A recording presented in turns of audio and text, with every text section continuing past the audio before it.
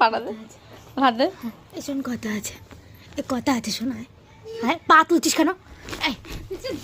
শোন কথা আছে, এ কথা আছে শোনায়। কামড়ালে হয় না, দিদিকে কামড়ায় না।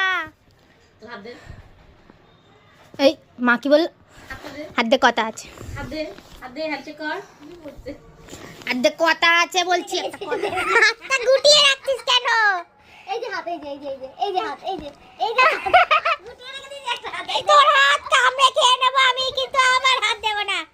এই হাত বুঝে দেবে ঠাকুর, মনে মনে করে হাত নিয়ে দেবে ঠাকুর।